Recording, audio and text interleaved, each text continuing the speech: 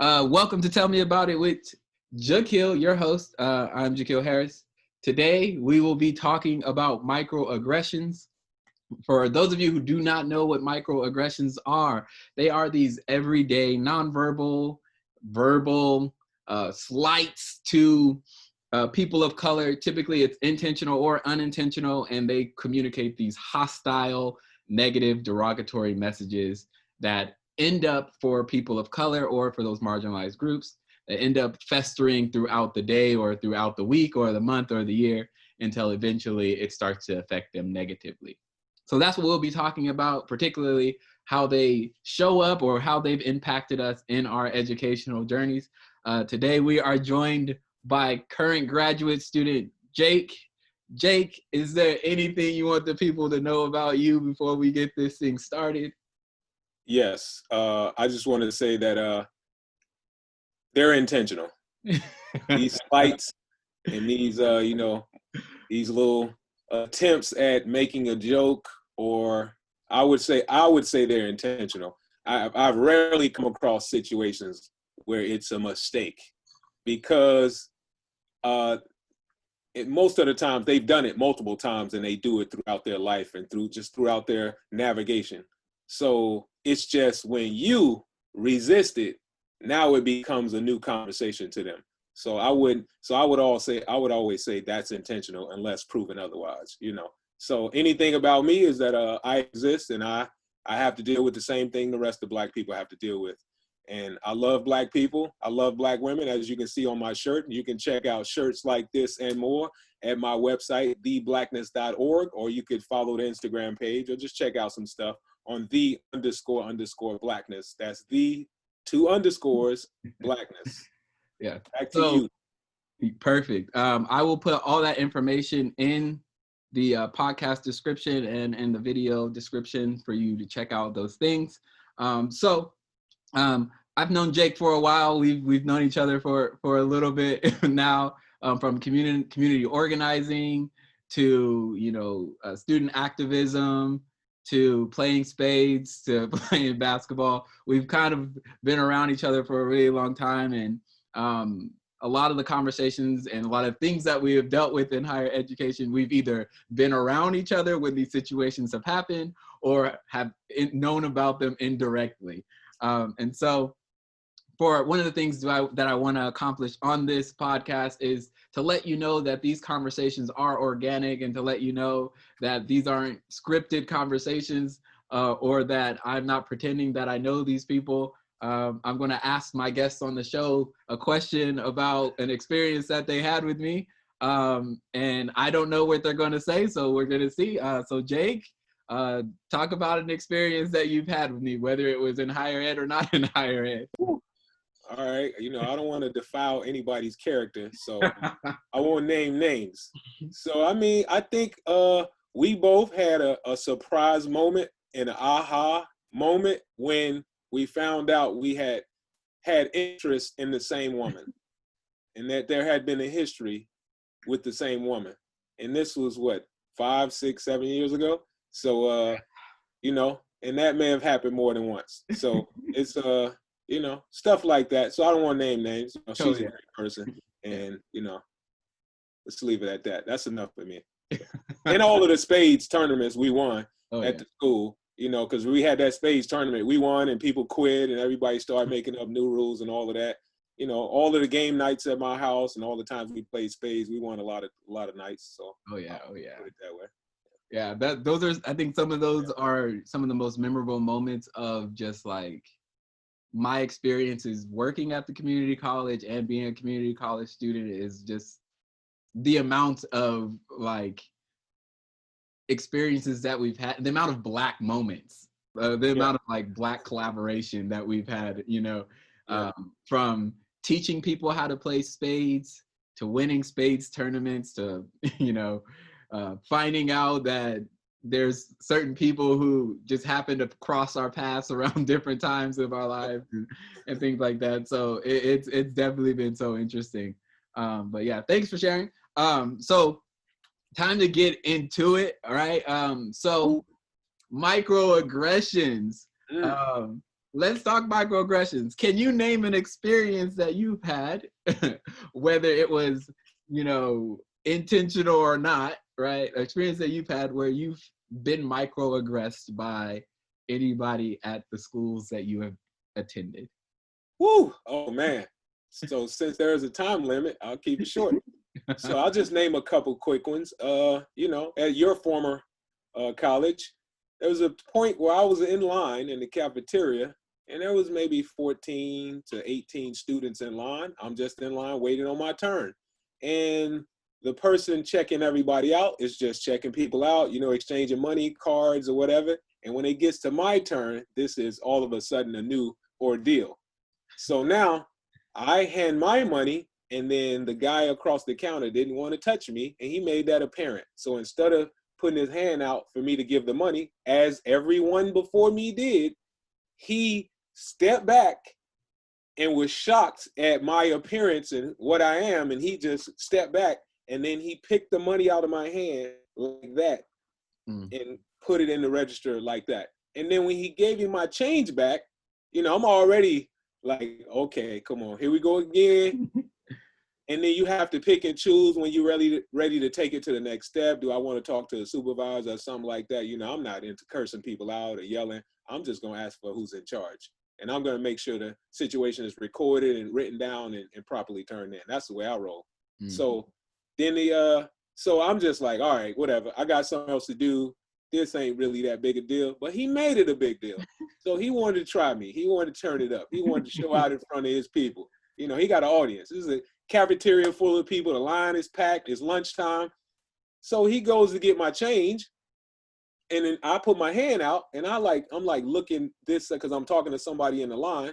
And then instead of putting the change in my hand, he again stepped back, and then he threw the change on the table, and then was like, "There's your change. There you go. You can pick that up."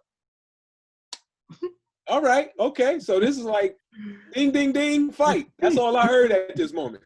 So now, I all the way back in East St. Louis was back here saying, dive over the counter. But I gotta be, I gotta be like, what decision do I want to make right now? Do I want to dive over the counter? Do I want to, because that's gonna make me feel good. No matter what, like, oh, this is what we doing? This is land of disrespect? Let's get the disrespecting in. You hit first, my turn. So then it's like, okay, there's a lot of people here. I'm going to always be seen as the aggressor. The cops are going to show up on campus. I'm going to get tased, shot, handcuffed. And these people get to do whatever they want to Black people. Yell, scream, berate you, hit you first, anything. You're still going to be the assailant when the Defense Department shows up. So, I have all of those thoughts within a microsecond of this happening. And then I go, okay, I turn in line. I said, you all saw this, right? Am I tripping? Or did anybody else see him just throw money on the counter? And he's like, yeah, that's messed up. I'm like, okay, so, all right, I'm not tripping. Where's the manager? So I don't know why you want to see the manager. Don't worry. So I step out of line. I leave the little change there. Step out of line. I go find the manager. Tell the manager comes up, and we all are standing in the front of this line at the register. People are waiting. People are still trying to get their food. Hey, too bad. You got to be inconvenienced right now. This is not happening to any of you. Yep. And then if I don't say anything, he's going to do it to other Black students. I can handle this. You chose the right person. So, thanks. So the manager tried to write down a little report. He pulled the kid to the side, wanted to talk to the dude, and the dude's like 27. He's not like some young person. He's a person that just came back to college after, the military or something like that. But this is how he feels about my group of people. And he wanted to express it.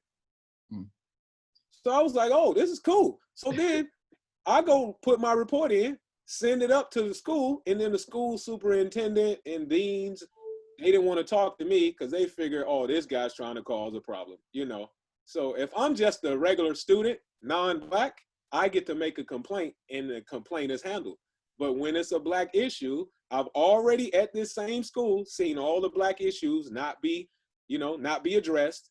They kind of water it down. They would rather pull people into an office and give apologies versus applying the situation to the rule book. And that's been the history of it in higher education from what I've seen. Yep. And it didn't stop there because I saw that in the future from then. So then I take it to this dean. I sit down with this dean, and that's what they offer: apologies and things like this. And then they start asking questions about me. So, are you taking classes this semester? How many classes are you in? And this, okay. So you're gonna play me out like this? All right, let's play your game. So this is a public campus. You have a public cafeteria. I'm a citizen of the United States. That's the end of the question. So all of this is open to everybody. You didn't say this to the parents that are checking their kids into class or walking them around. You didn't say that to the little sisters and brothers of the students. So if this happens to them, they get to make the formal complaint and it's addressed. But I do it and you're questioning my status as a student. So then they look me up in the system. Oh, he has a student ID number. Okay, he took classes last semester. Okay, now they got it. Now they trying to do something else. So then they just, pity pat around. Nothing happens to the student. Now I have to take it higher. Then I go above them. And then we get finally to the president of the school, and then they choose to do nothing about it. And then they say, oh, well, we can't find the person who you're making a complaint about. We don't have a good description. All right, there's only 5 students who work at the register in the cafeteria. Let's all just walk over here. And then we can talk to the manager because the manager knows the student by name. I already spoke to, why are y'all making this more difficult? So then the microaggression and how I could have reacted and how I could have assaulted a student and how I could just, this could cause so much mental anguish. Yeah. What if I'm walking into class to take a test? What if I have a project to do? What if I have to go in my class and see other students that look like him? And now I have this mental anguish. And that's just 1 second of my day at lunchtime. Yeah. It had already happened 15 times throughout the day before midday. At any one of these points, somebody could just lose it. And I'm forced, as the person that felt the trauma, I'm forced to be the person that has the cool and to try to work it out. I'm put in a position to do that. So that's one. And then I'll just tell one more. I don't think you were with me. No, because this is different. So I'm not going to tell the one about the store. That had nothing to do with school. So on campus, a common theme is, because I speak the Queen's English, as we all got taught K through 12, and then you have to take an English composition class in the university. So we're all sitting in these classes, all in the United States. Yet for some reason, all these professors consider us to be supremely articulate. And then I never noticed other students being called so articulate and being, just raved about. But when a Black student speaks the same English, they get called so articulate. So I've been addressed as such to from some professors. And then I began to have a response. Said, what do you mean by that? Well, you just speak so well in this. I said, well, K through 12 is for all kids in this country. What do you, I'm not saying what you're getting at. Well, and then when they can't describe it, they kind of start feeling it. Like, oh, well, why would I say that to him?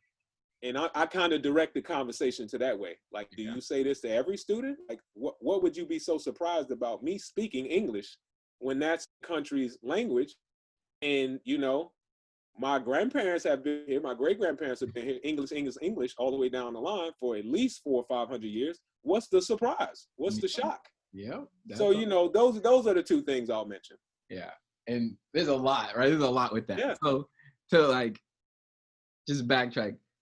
One thing that I want people to understand when it comes to these microaggressions is like, it ain't just like we have one instance throughout our day and now we unreasonably upset. It's like you get a buildup of microaggressions that leads to that one microaggression that you like, what, I've had enough. I'm about to respond, right? You can go your whole day being called all sorts of names like, oh, you know who you look like?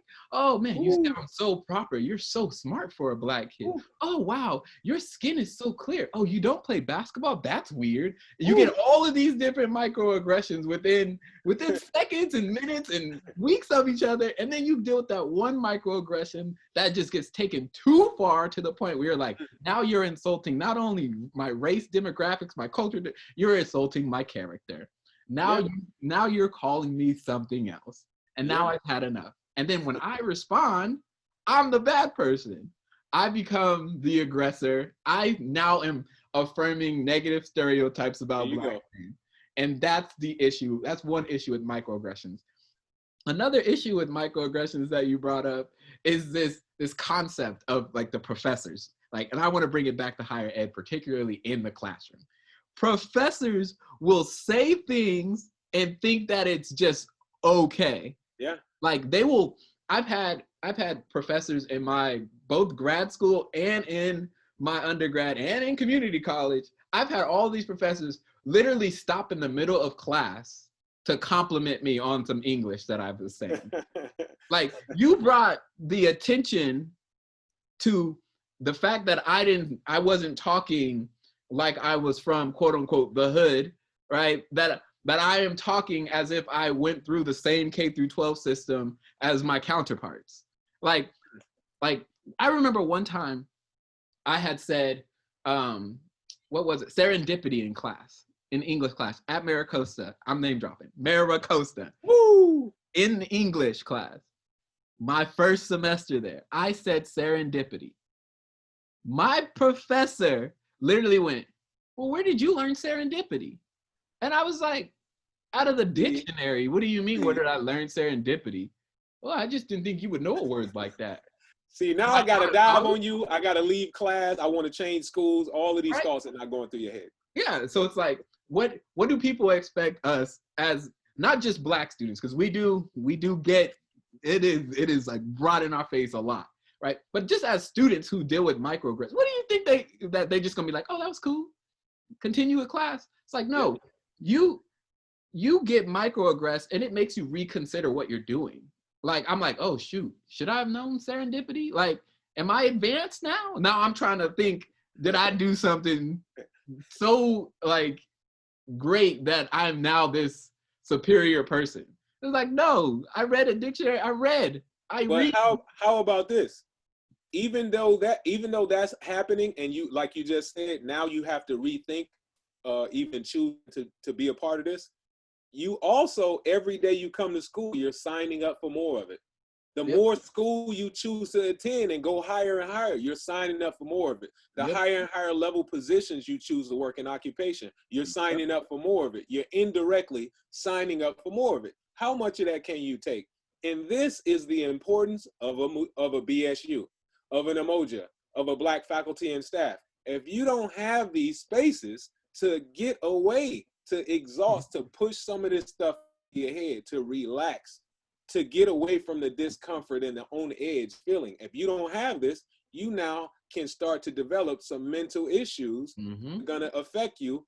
And then it affects your graduation rates, your retention rates. So as a lot of these universities having this discussion around Black students, that part seems to always be left out. The mental health, the emotional standpoint, the microaggressions coming from all of the other students, all the faculty and staff, the on-campus police, and even some of the workers who are just washing the buildings or mopping the floors, or any of those things. You could get it from anywhere, and you are almost kind of like a little paranoid, waiting for the next opportunity. And when it doesn't happen, you go, "Whoo, I'm having a good day today." And you might get through all of your classes before it happens right at the end. And it's and it's always at play.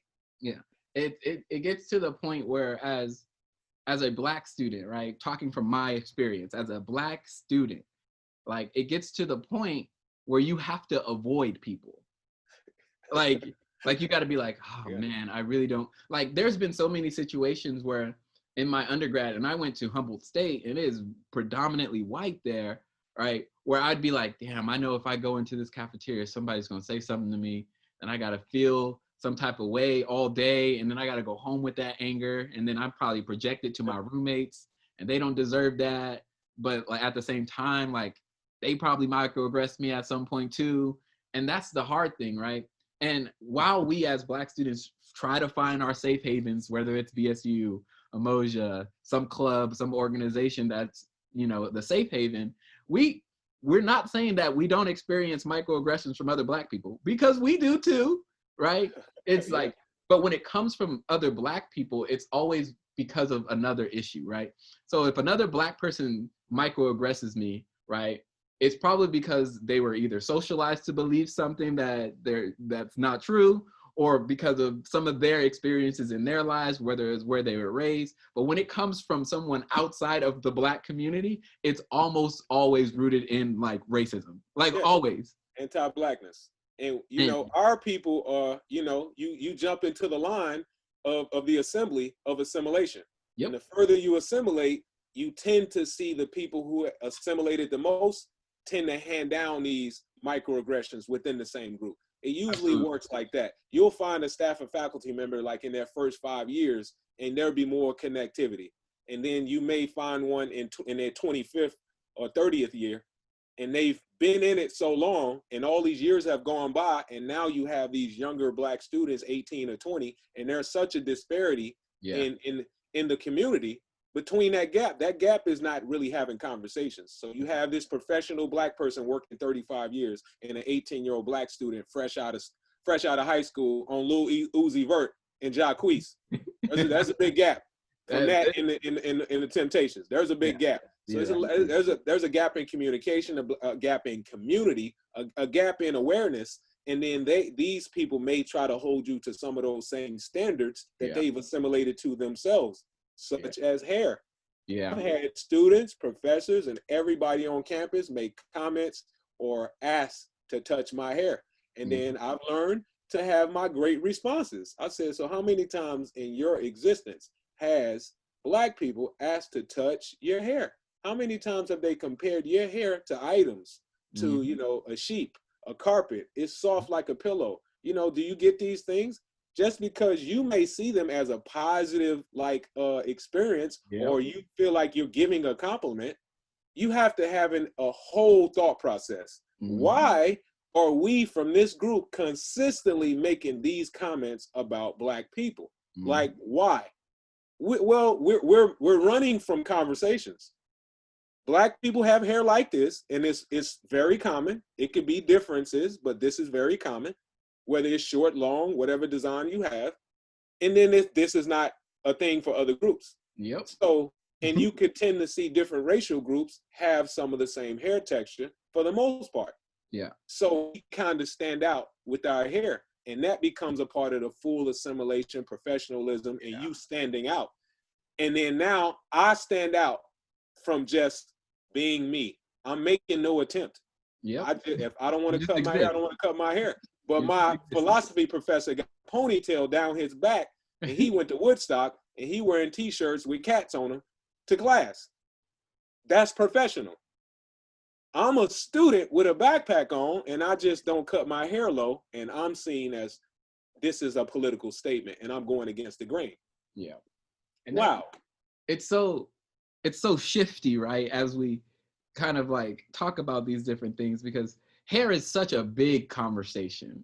It is probably one of the most common microaggressions that Black people all experience. Yep. At some, whether they want to acknowledge the fact that they've experienced it or not, Black people on a regular basis are questioned, are looked at, are everything when it comes to hair. There's been so many times, and you know this, right? There was one time I've 5 different hairstyles within 1 week. Yeah. Right. I went from twist, afro to flat top to whatever in like 1 week. Right. Every time I switched my hair, can I touch your hair? Right. When I had a flat top, people were like, How? Flat. It's so flat. Can I put something on it? Would it stay there? Can I just touch it? When the worst part, here's the worst part. And let me tell all you people out there, don't you ever touch a Black person's hair. That's already the standard, right? Because some of you ask, right? But for those of you who never ask and just feel entitled to someone you don't even know, I've been in places where people will literally just walk up and touch my hair. Reach out, yeah. Don't even know who they are. That's assault by law. And you want to touch it. So. And then you react and you're like, why are you touching me? And they're like, I just wanted to touch your hair. Yeah, so if I just walked up to you and touched any part of your body, what you gonna say? See, and then that conversation, now they turn it into something else. Yeah, and it's as simple as that. You're touching me and I don't want you to. And then we don't ever get to the question of why do you want to touch Black people's hair so much? Yep. Well, a part of that is it's very uncommon to your eye, to your community. Yep. You're not around it. So Yep. it's so uncommon, it becomes this item. And now you put yourself in an arena where you're now characterizing Black people as some toy or some object and dehumanizing them and putting in a position of, I'm at a petting zoo now. I want to touch. Yep. This shouldn't even be a part of the human experience, but it is. And instead of dealing with it, getting through it and past it, we're stuck to represent and defend ourselves while everybody else plays the game of, I don't know, I didn't know. You do know. Because I could just point to a whole bunch of other groups that never have to face all of these different microaggressions because people have all at once agreed it's wrong, so they don't do it. Yep.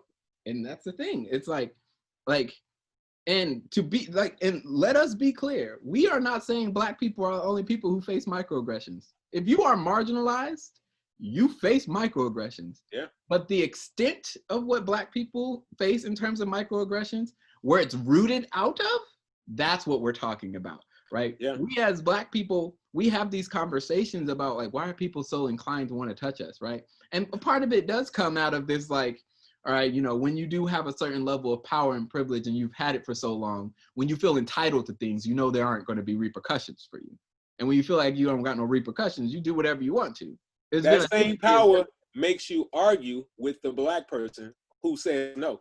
Yeah, you almost feel so like disrespected that I told you you can't touch my hair. You feel so mad and upset that now I got to start questioning, man, maybe I should just let him touch my, no, like, you think that because you are interested and you've never seen it, that you could touch it?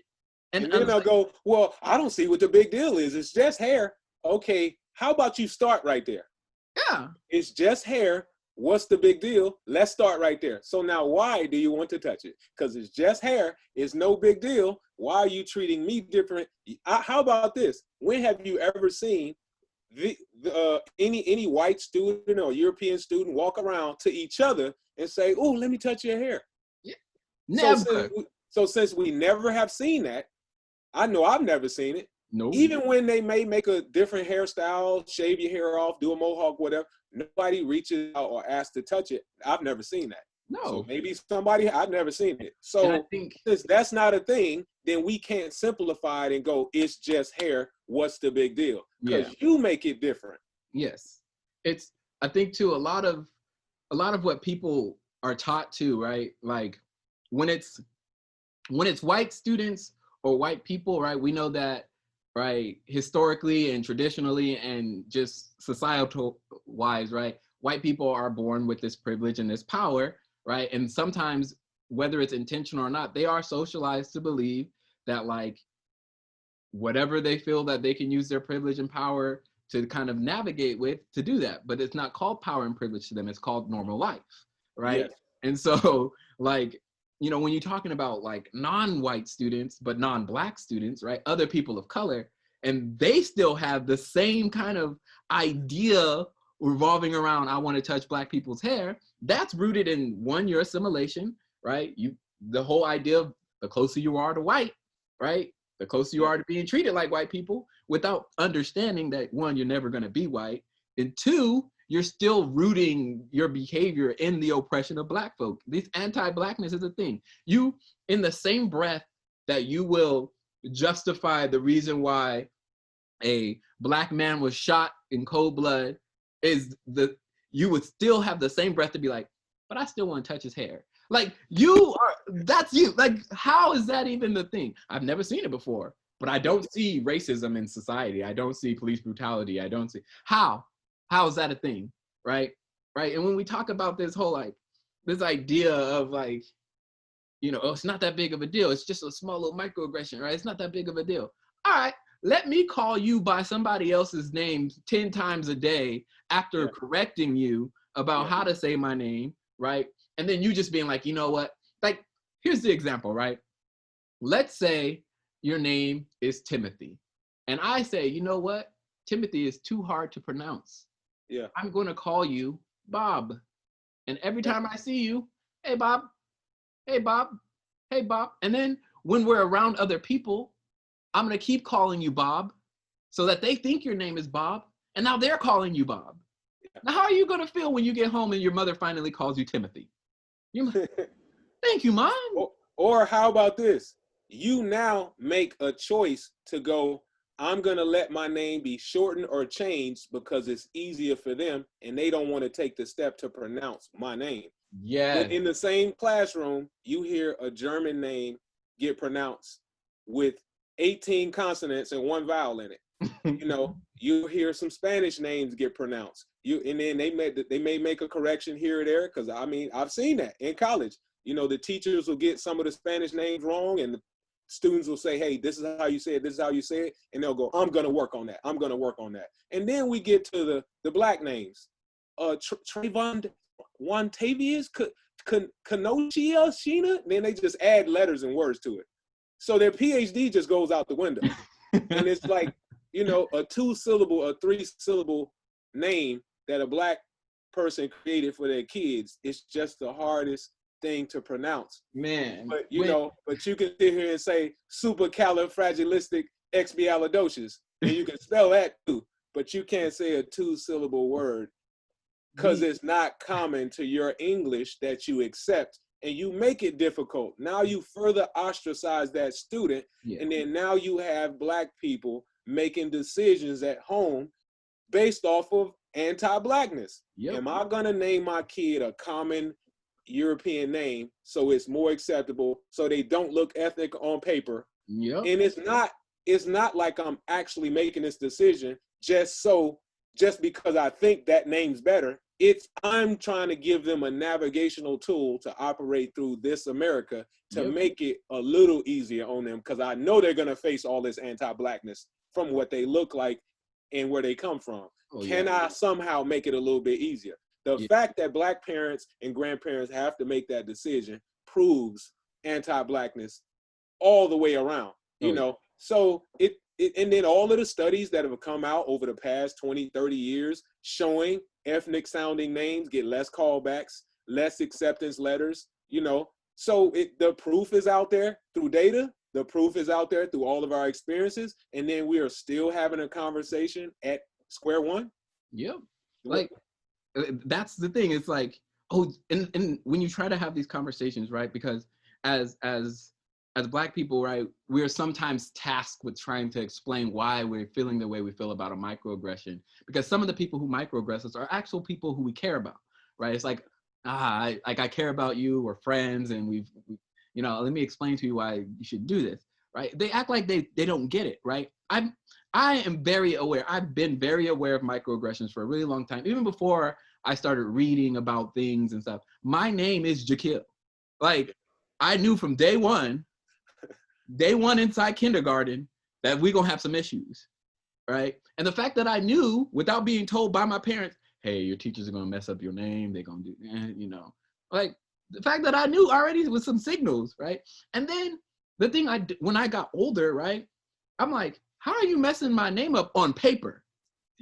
It's phonetic. Like, you see it, you go, oh, Jakeel, that's simple. But then I say it to you, and then you trying to spell it Jaqueillr. I'm like, what's going on? Like, how is this Jakeel to you, right?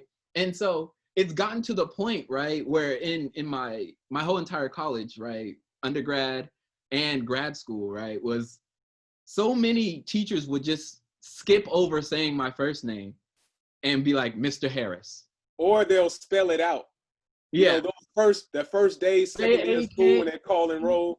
I'm like, oh, you're not about to do this to me, right? And I remember, so because, like, right, even us as black people, we fall victim to like socialization and being assimilated, right? Especially when you're surrounded by all white people or all of the dominant culture. I went to Humboldt State. It got to the point where I was just telling teachers, oh, you could call me Jack. You call me Jack. See? And then after a while, I was like, you know what? You're gonna have to figure out how to say my name, right? And once I realized that, like, it ain't that hard for you. My mom learned it. My siblings learned it. My friends learned it. You could learn it too as a professor, right? So when the professors try to take the scapegoat, they go, oh, Mr. Harris. I don't say nothing. You gonna say my first name. And then they'll be like, oh, You didn't raise your hand when, oh, because you didn't say my name. Like, I'm Jakeel. You gonna say Jakeel? Call everybody on a last name basis. But Yeah. if you do everybody's first name, then I'm getting a different treatment. Yeah, and then you have to think too, as Black people who one cannot directly connect to an ancestor because of slavery, right? And you have to think, I know my last name is tied to a plantation. Like, I know my last name is from some slave masters. So you gonna just skip my first name that was created by Black culture and call me by my slave, great slave master's last name? Act like I'm gonna just be like, yep, there it is. I mean, hey. No. Like, they're saying that they acknowledge the European, colonialism, but they can't acknowledge anything that you created or that comes from your culture. No, it's just too difficult for me. A culture we had to create. Like, we created this culture after being brought here. That's tough, So we had to create it because you stripped us of the other names that we had, and then you go, wait, that's still too difficult. Well, here's the thing about that part. So, some people have different ideas of what they call ancestors. Mm-hmm. Not me. Your mother is your ancestor. Your grandmother is your ancestor. Your great grandmother's your ancestor. So we have a lot more connection to our ancestors than we may even say, speak, understand, or have been told. Some people will say the word ancestor, whoever's out there listening, and they may be conditioned to think back 4, 5, 10,000 years ago. Yep. It doesn't. Your mother's your ancestor. We can start right there, and you can go through public records and connect all of your family members together for a couple of 100 years going back in this country. All of those people are your ancestors. So, I'll just say that about that part. Before then, you may not have as many records and you can't connect, further. So, that could give people a little more, just, okay, I have some ancestors I can connect to. Now, the stripping of a culture, once that happens, they can't take it out of your DNA. It can't be taken out of your heart and out of your soul. So then these other avenues are given, and then you reproduce or recreate a culture you had, and it comes out looking the way we have experienced it ourselves, with the spades, the dominoes, the soul train lines, the dances, the drum always being a part of it, the spirit that we can feel and see within each other, the recognizing when I walk into a building, boom, boom, boom, boom, there go the 5 Black people. Like, automatically you'll get things like that. Or seeing a Black person, you got on the airplane from San Diego and you flew to New York at JFK, you got off the airplane, you walked out, you saw all these different people, you're walking through the airport, and bam, there's a Black person, y'all cross paths, and you just that. Mm-hmm. And it's just that synchronicity that happens.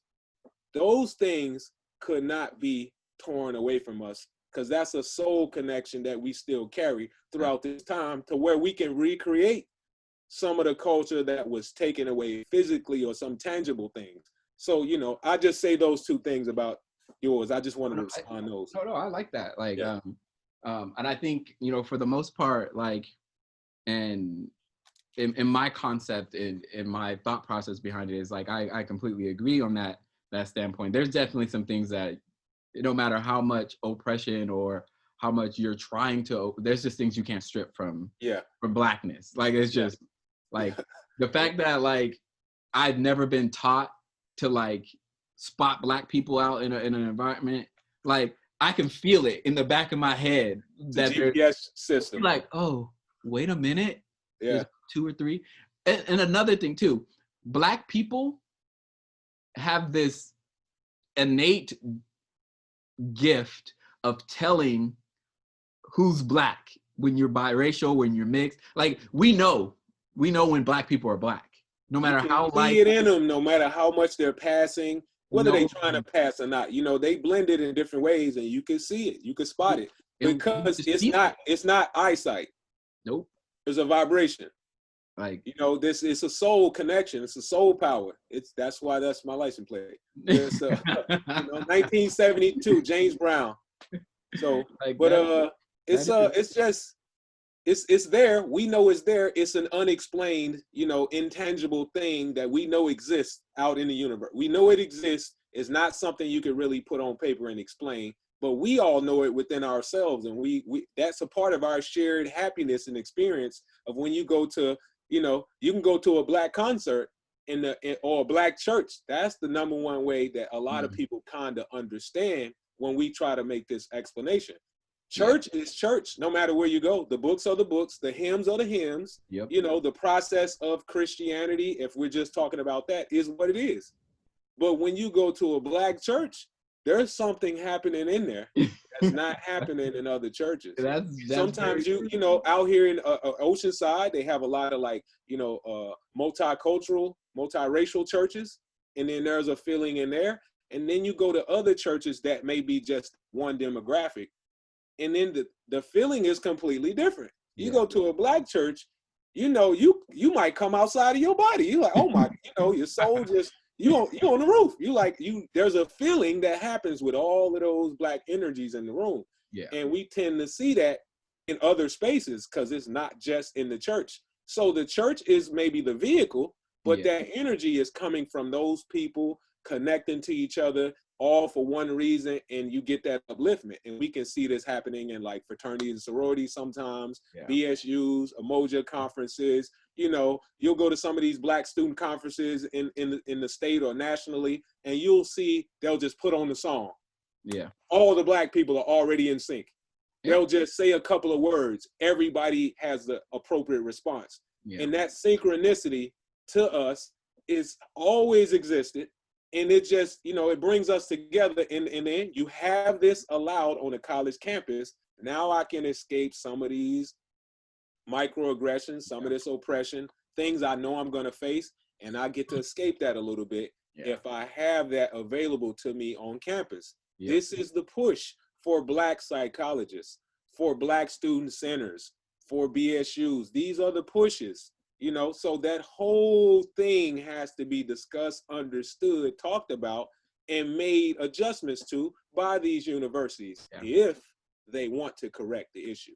Yeah, that's very true. I think, side note, before I jump into my response, I don't think I've ever been taught the Cupid shuffle, but I know how to Cupid shuffle. And that's the great. Like the electric slide. It's just like, you're like, man, we never went to a dance routine practice for any of these things as Black people. But when the song comes on, you start to get in line and you just do it. And you just like, where did that come from? It's in you. You know how many Black kids in the hood that are flipping on mattresses outside they apartment building that could have 10 gold medals right now in the Olympics. True. And they have never been trained. They never went anywhere. They saw somebody else do it, or they saw it on TV. They went outside and did it. Yep. Like, stuff like that is so amazing to me when I see these little Black kids doing stuff where the wealthier people put their kids in training for years and years and years to get more polished and learn and learn and learn. And then you'll see Black kids doing it automatically. Like, it's just, and then this has even been proven, the part where a Black infant tends to have some type of control or be able to hold their head up a lot faster than the other infants of other races. And some people like to lean on that a little bit. But, there's just some differences, and people don't want to talk about differences that we clearly see, that we clearly experience. And then what this amounts to when we're talking about equity and inclusion.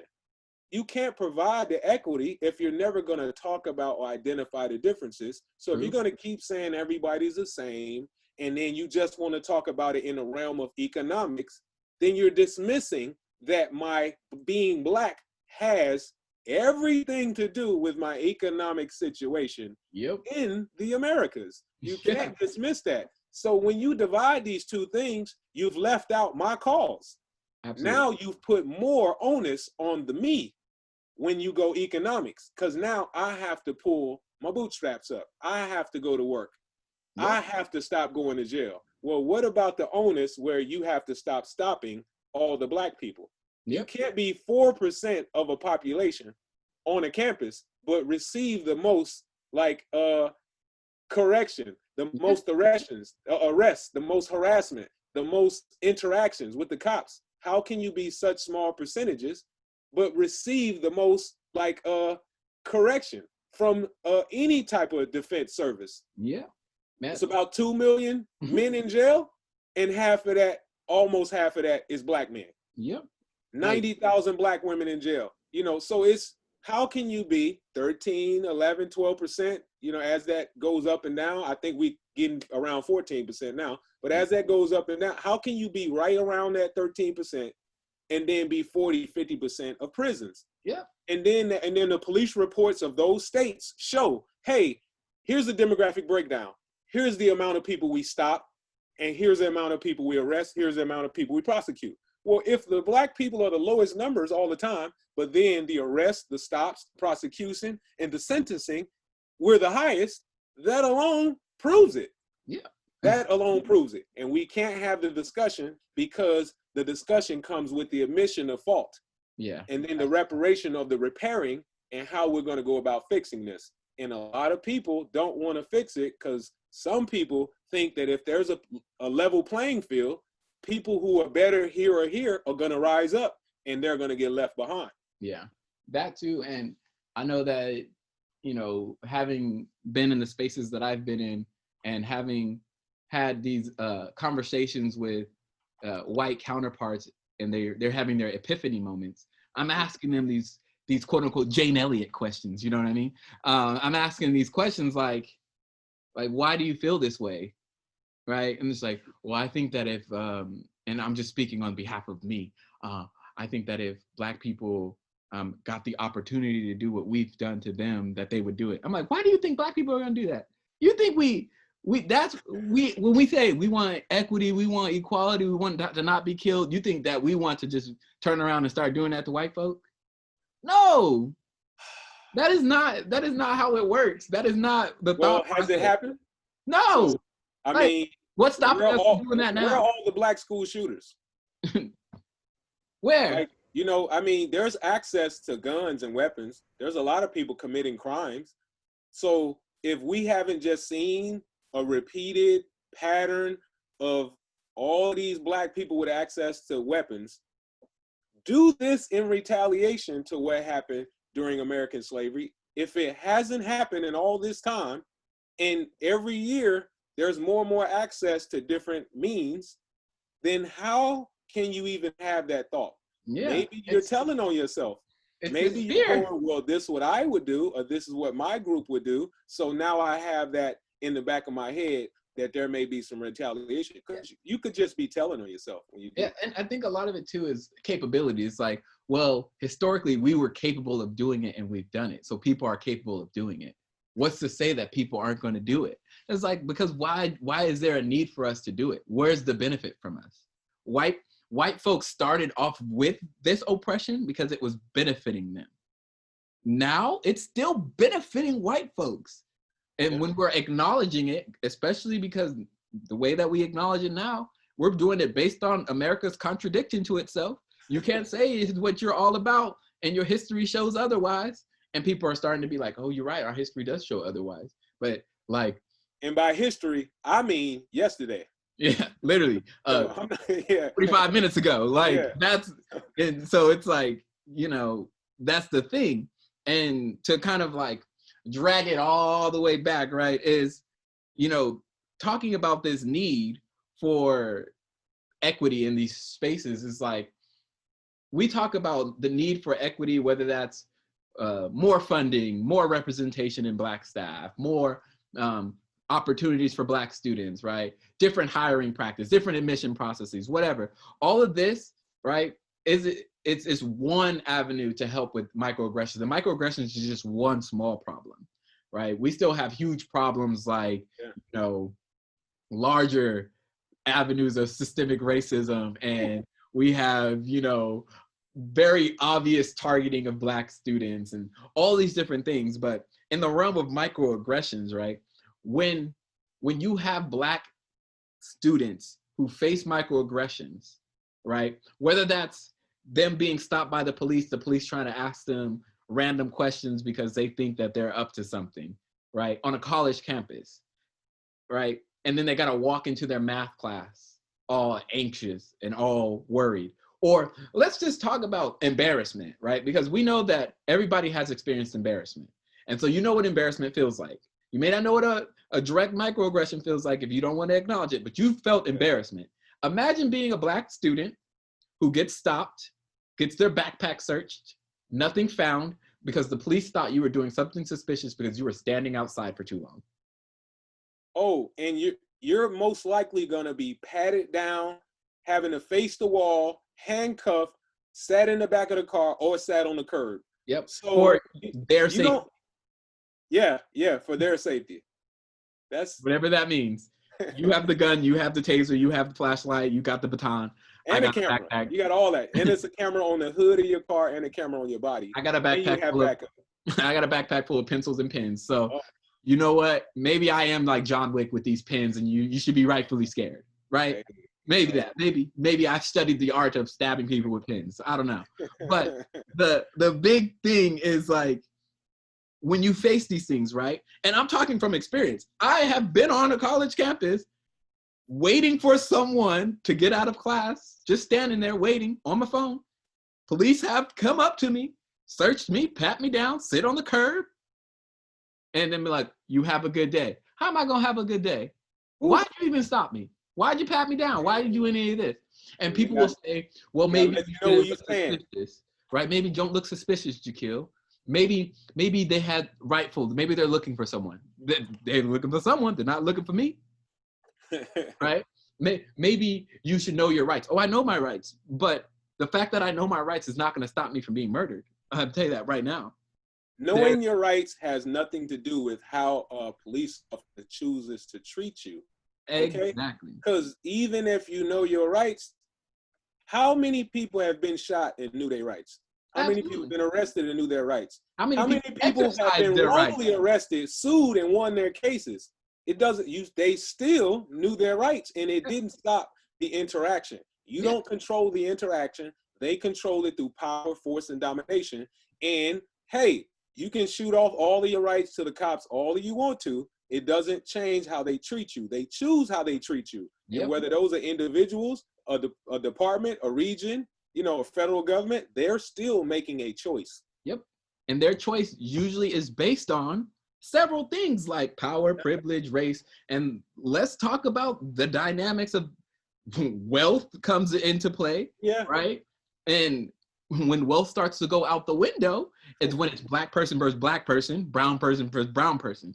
I could be a wealthy $1 million black dude and get pulled over by the cops, and they still be like, you still a black dude, I'm gonna treat you accordingly. Yeah. Like it don't matter, right? And so in this scenario, right, let's say, and I'm still using myself because this is my personal experience. Let's say now, after waiting, right, after being released for doing nothing, my friend now comes out of their class. I'm in a now shittier mood, now more aggressive mood and irritated. And so now my interactions with my friends very silent. It's what's going on, Jakeel? I don't want to talk about it. Why don't you want to talk about it? Because if I talk about it, I'm gonna get angry. And I got a 5 o'clock math class. So let me just walk you to your car. Let us go get some food. And hopefully that cheers me up. And how about this? If that person is black, you may be more apt to say something. Absolutely. Because it's already synced up as I understand that same experience. I can sympathize and empathize. Yep. And you can kind of work it out a little bit and get it off a little bit because they completely understand no matter what, no matter what happened. Yep. It's an automatic. But if that person is not black, you now have to decide, am I ready to sit here and explain every single part of what was not okay about this? Yep. And the real reason why they stopped me and pat me down. And if that person's completely oblivious, unaware, or just, I don't see color, you got to make that decision. And now this could possibly ruin whatever friendship you have with the person. All those decisions black people have to make going to school. Yep. Come on. Where is that at in the brochure? And that, tell them about it. And you want to put me on top of the brochure, tell me that people look like me are here, but you don't want to tell me what we're experiencing because they don't actually exist. You just pull something off of Google or took a picture of a student who was walking to a class and was like, you want to be on the brochure, right? And so when we talk about those experiences, right, a lot of those experiences, we can't avoid them, right? Unless we change practices for faculty, staff, police officers on college campuses, right? But the way that we're talking about the need of equity, right, is in the form of like, how do we cope with microaggressions? Oh, I just got microaggressed. Let me go to the BSU where all these Black students understand how microaggression works. And then I don't have to explain to them how I felt. I don't have to explain to them what the experience was directly. I could just say I was microaggressed by the police, right? I was microaggressed by this student. I was microaggressed by this teacher. I'm microaggressed by this faculty member, whatever. And then they already have methods for keeping my mind off of it, whether that's, hey, let's do something like go eat, let's go play spades, let's go do this, let's go show you that your Blackness still matters in this space. And that's the whole reason for these spaces. Yes. Your Blackness still matters to us, even in other areas where they fetishize it, or where they don't understand it, or where they try to just compare you to the closest famous person that they saw. I was watching Jamie Foxx show before I got here. Jakeel, you know who you look like? You look like Jamie Foxx. And it's just like, I don't care if me and Jamie Foxx were twins. You are not going to tell me I look like some other Black person because you saw them. Wow. Yeah. Like, that's always been my issue. I'm like, the same people who say, oh, you know, you look like Kevin Durant are the same people who don't believe I have a twin brother. Yeah. And I'm like, I literally have a twin brother.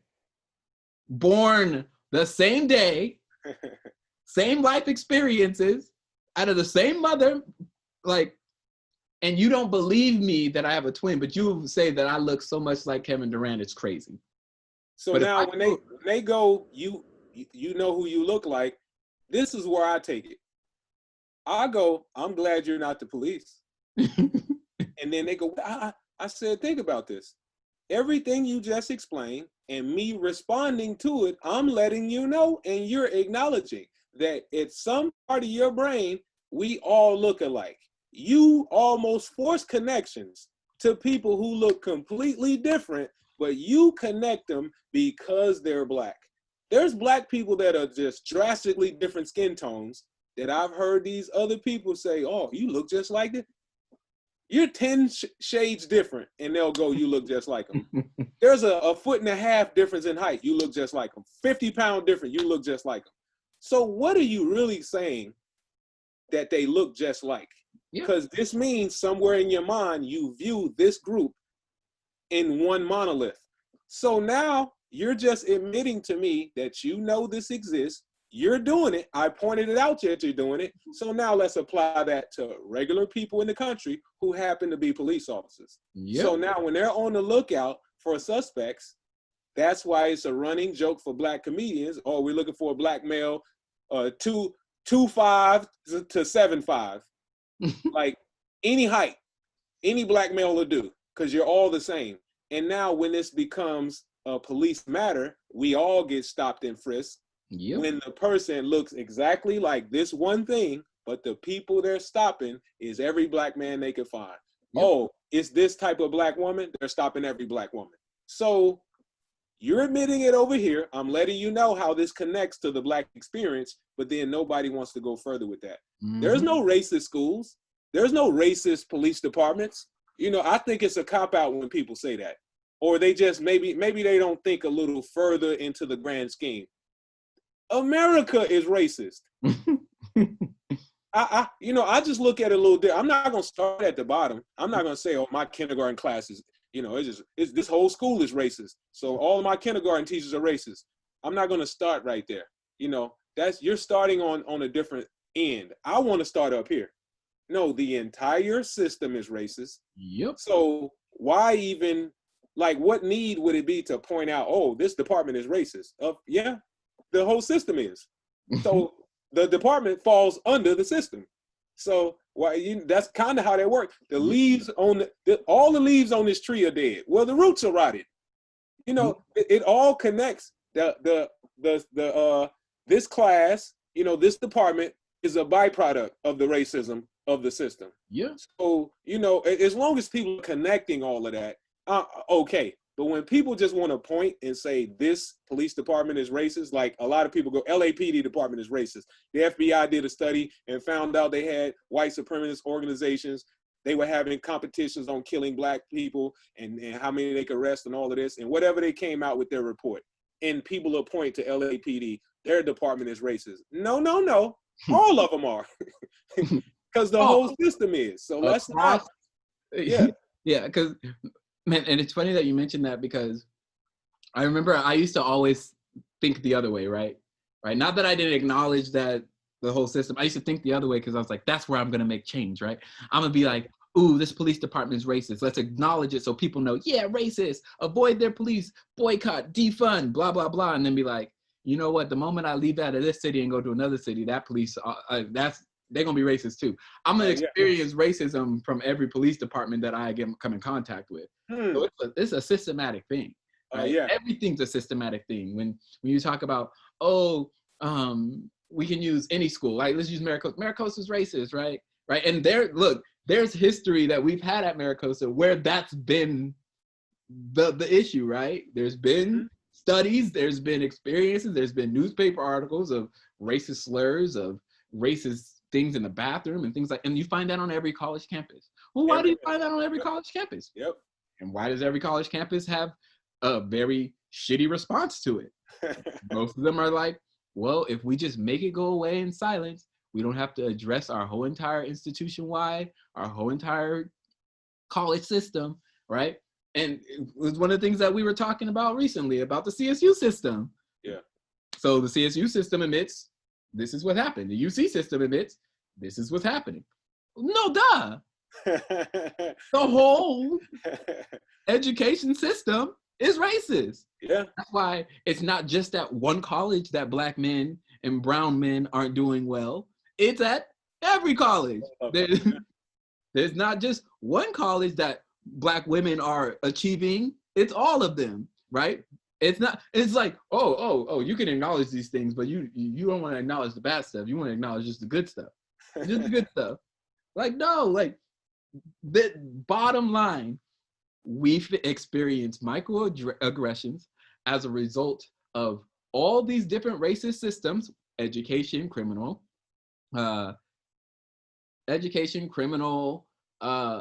your job, sports. Like, don't get me started. How many professional athletes have to hold their cool because of all of the tens of thousands, all the way up into the millions of fans who are calling the black athletes racial slurs?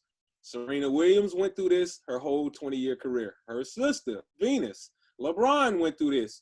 They kind of hit the news with what happened at his house, but they don't talk about what he had to hear as a high school basketball player.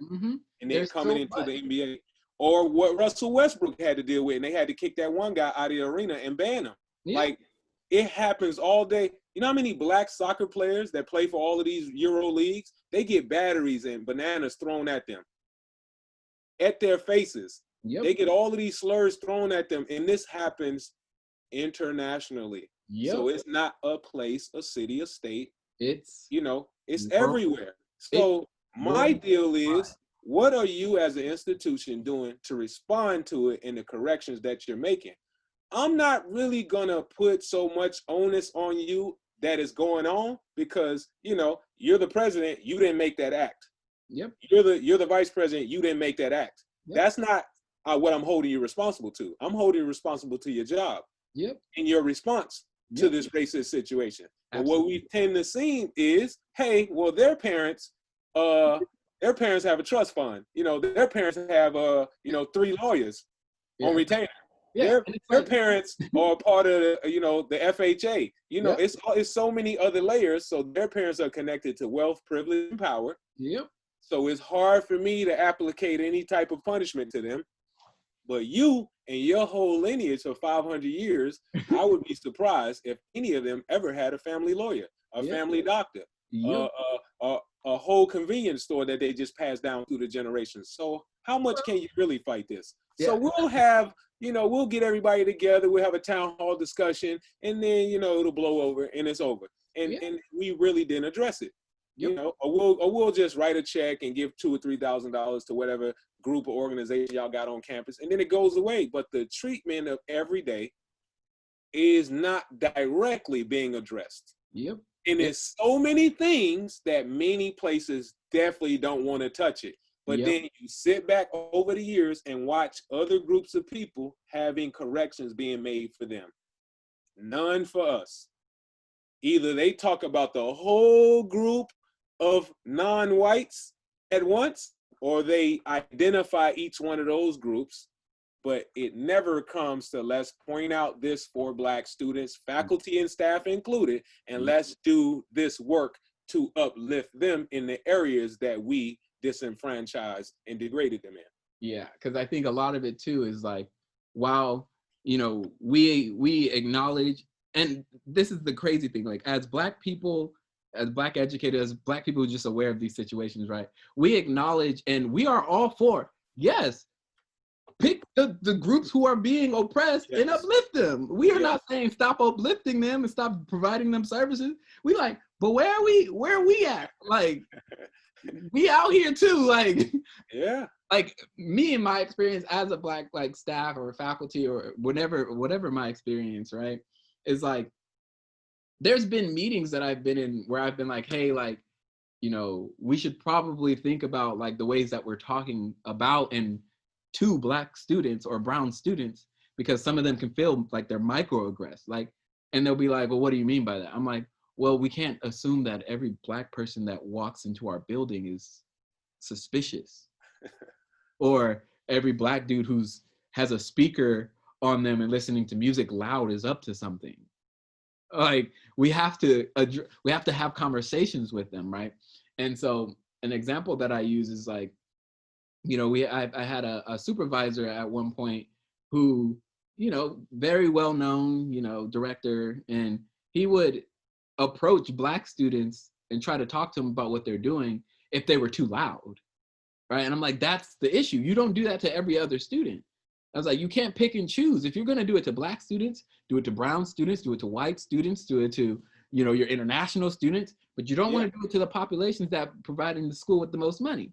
And so the big thing about it is, because institutions are stuck in these old boy ways of like years and centuries and centuries and years of, you know, families donating money, like you have these like trust fund kids who've been getting donations and donations and donations like to schools. You're like, so you don't want to address their behavior because their mom or their dad has donated millions, but you'll name a building after them? Like, and it's like, but like when we have hard like evidence and like a plan, we have a plan to provide like more support to Black students, you're like, I can't stand behind it because what about all the other students? And you're like, what do you mean, what about all the other students? They're being supported in these ways already. Because if they weren't being supported in those ways, what we're presenting will include them. Like, how about that? Like, that's the thing, is like, when we say like, okay, like more funding needs to go towards, you know, Black Resource Center, cultural clubs, cultural programs, right? We're not saying they just need more money to do random stuff. It's like, no, like they need to be able to reach their student populations, right? And and like when we talk about microaggressions on the faculty level, like my biggest thing is like, you can't hire faculty who are so culturally unaware that when a microaggression happens or when a situation that involves race happens and they're the sole reason for it, you can't just keep protecting your staff like that. Like, you can't just, oh, well, they weren't aware, let's make them go to cultural sensitivity training. That's not going to solve. Which is what, a 30-minute video? 30-minute video, or you reach out to the one or two sociology professors that you know, or you go to a cultural event, right? And that suffices. It doesn't stop the situation from happening. Because in the situation, the onus is on that faculty member or staff to make a decision. And since they get to make a decision and they have no cultural awareness or competency, it never benefits the person that was done wrong. Yeah. So it still changes nothing. No, nothing. All of these years of cultural competency training that they've done, all of these years, it still hasn't made a change. It's Nope. never made a change. And Nope. you know what they keep doing? Well, let's increase the training. Let's offer different speakers. Let's do this. It's not the training. You know how long they've been saying this about police? We need more training, more training, more training. If the police, look, I'm not the first person to say this. I haven't been alive for 700 years. Black people been saying this. So these are just not my words. If the police were lacking training, then they would murder everybody. They would murder all of these people, and it would be the same rates, and it would be the same rates of stops, the same rates of negative interaction, the same rates of complaints, the same rates of murder, the same rates of sentencing. So if the judge, jury, and police officers needed more training, everybody by demographic, race, culture, ethnicity would have the same rates per group, but the rates are nowhere near the same. And this is in the classroom. Why are Black kids being kicked out of the classroom at a 5, 6, 10 times higher rate? All kids are kids. All kids are watching cartoons, playing, trying to have fun, whatever they're doing. Some kids act up. You don't want to sit still. They're still kids. They're developing human beings. So why would the Black kids get the most punishment? Mm-hmm. The most amount of times at the highest rate when they're the least population. And then this goes all through their lives. And then you get hired less, you get called back less. So you continue to stay disenfranchised economically, socially, mentally, and what are you left to do? So nobody's making those corrections in chunks. We'll do the onesie twosie, pull one person up and brandish them, like we talked about before, where you brought up this picture of this Black student that this college is using to represent their inclusivity has been up for 7 years, proving that they don't show this support every year, every semester. Mm-hmm. So how did this now turn out into higher education? Can we count the Black Studies programs in California? Can we count the Black Studies programs across the United States? Well, how now? And then we go, okay, if your university offers cultural studies and then they don't have a Black one, that I'm already alerted. So we have Chicano studies, we have American Indian studies, we may have a women's studies, we may have a gender studies, we may have, Chinese studies or Asian Pacific Islander studies. I started to see some of those. I've seen the Arabic studies. We'll have different cultural studies. Fine. Guess what? You need to have them. And we just leaving Black people out. And then you're watching cultural studies from people who moved here from immigrant countries and built up a population, and they've somehow been awarded a cultural studies program at all of these universities. Fine. And you're telling me the people who've been here as long as you and before you don't deserve a cultural program for them?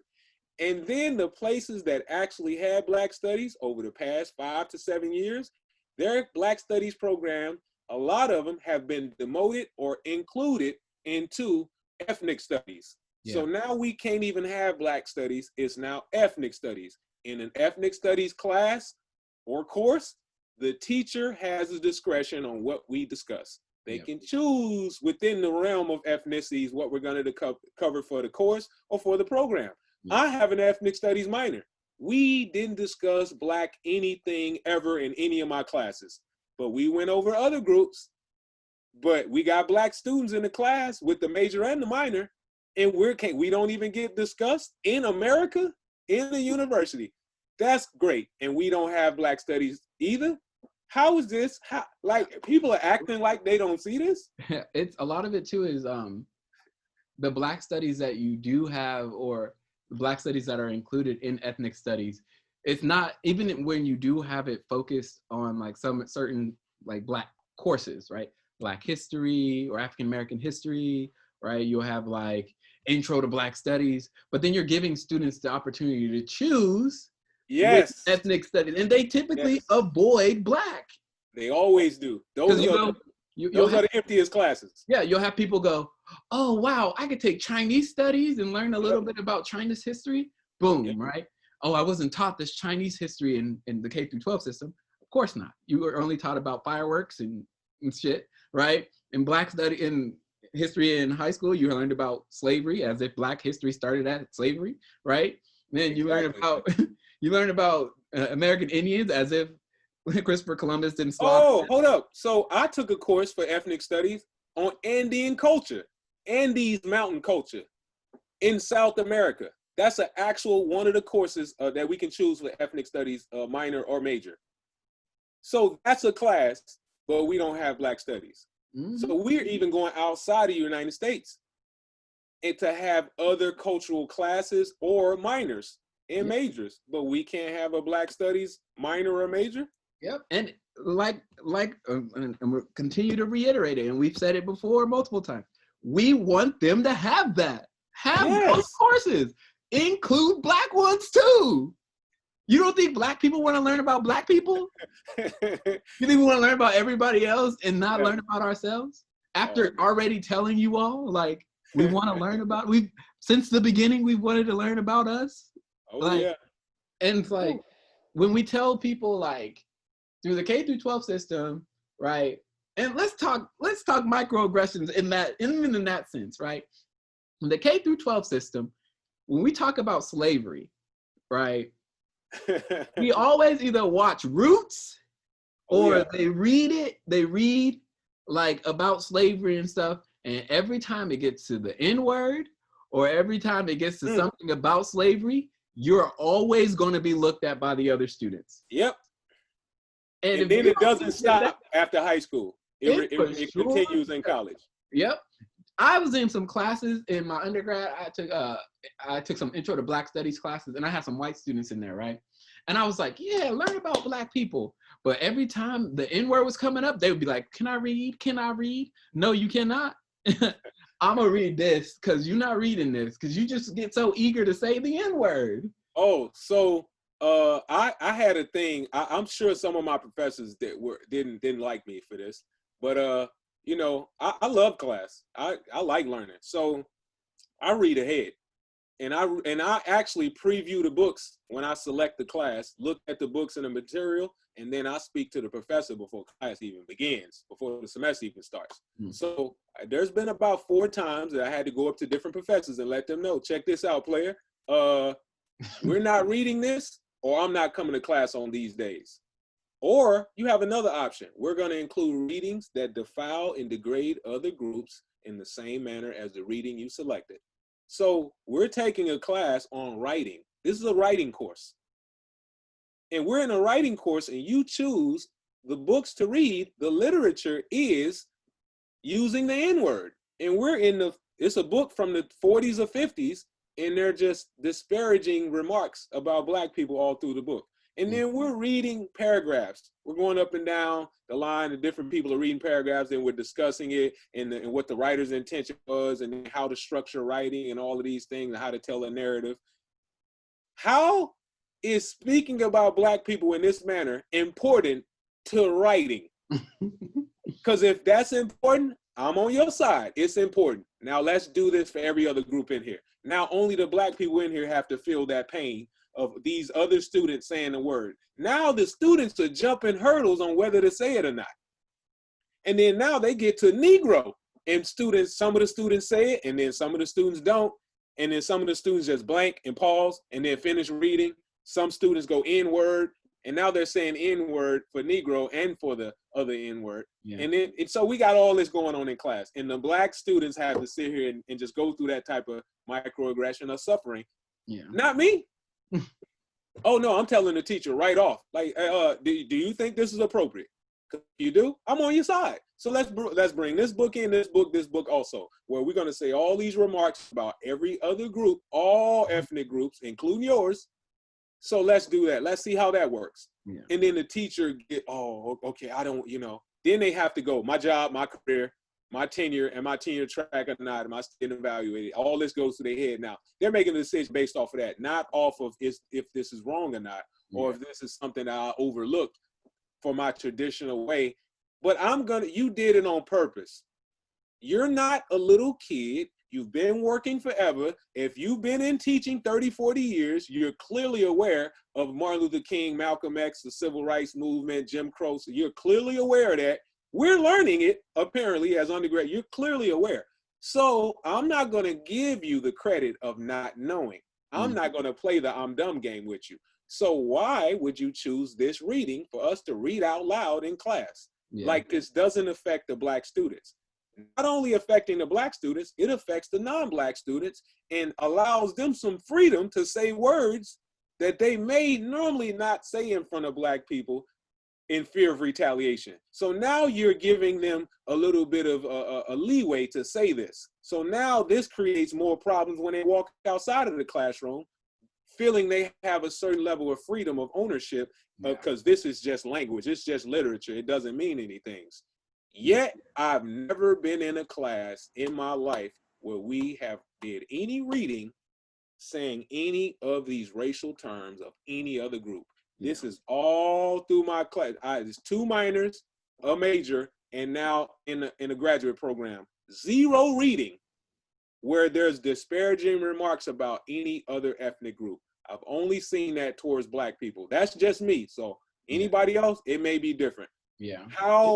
Why is a student put in a position to try to bring this up to a teacher? That doesn't make a lot of sense. Yeah. And then since you brought up K through 12, I'll mention one thing. When they talk about slavery, have you seen these stories, videos, and news reports of how many little Black kids have to play slaves in the school play or some class project that the teacher put together? Oh, well, you're the Black kids, so you're automatically the slaves. And then you put the other kids who are not Black. They don't have to be white, but they're not Black. And they all get to fit in the white category for the time frame. And then they get to be oppressors and colonialists.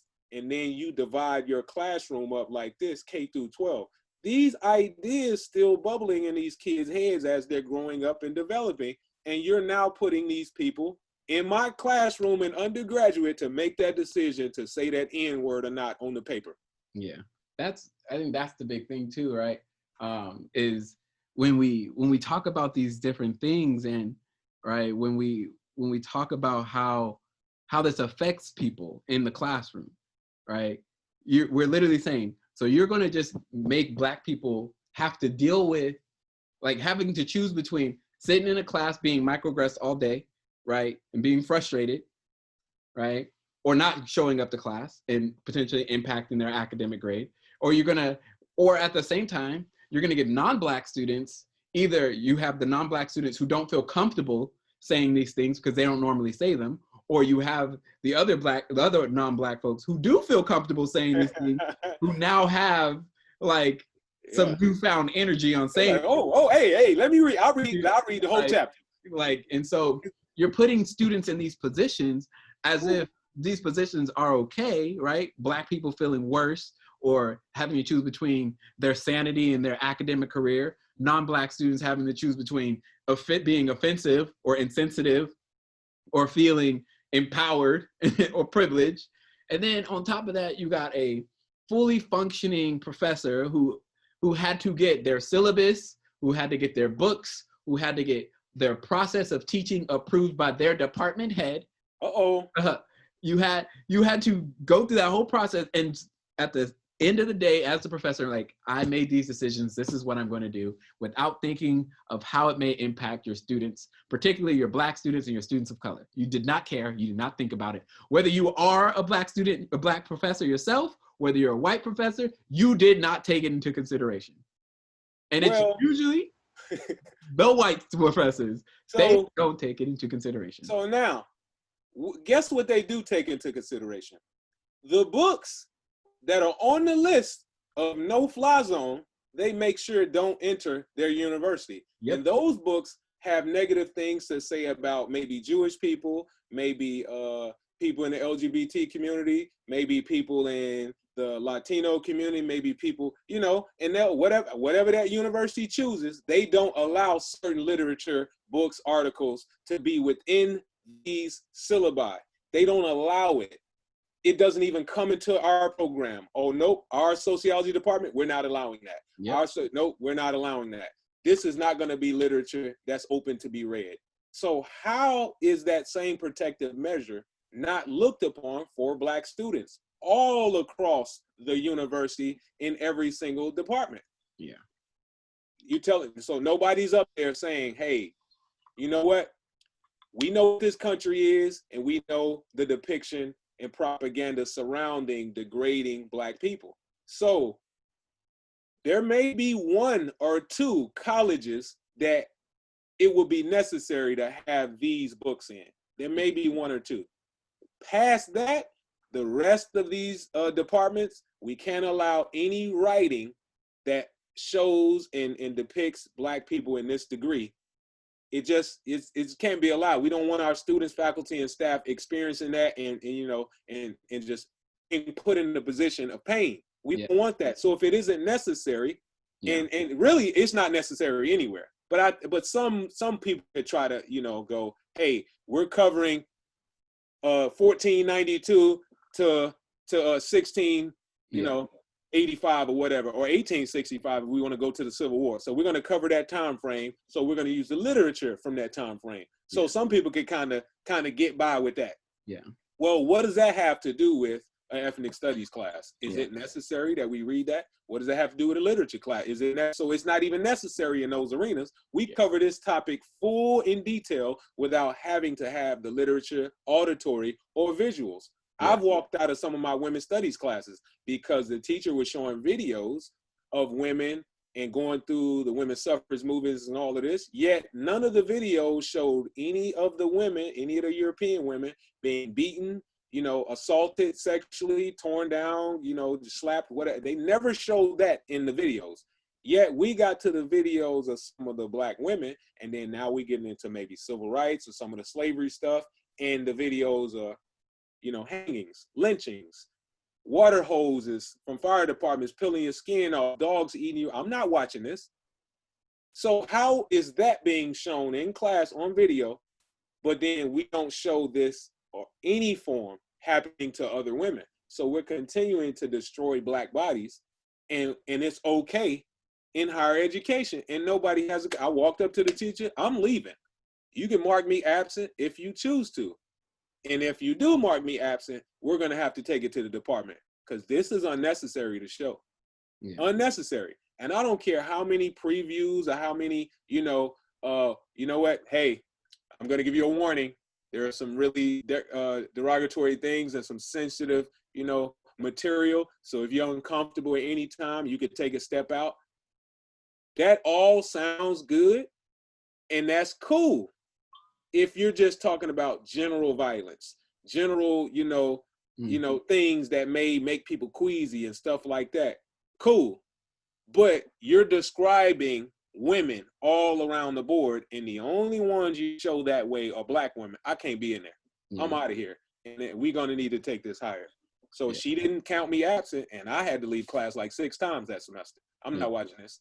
No, I completely get that, right? And to kind of wrap up all of the things we've talked about, right, is at the end of the day, right, just to speak on this point before I do the full wrap up, right, at the end of the day, right, don't ignore history when it comes to teaching, right, because history gives context to everything.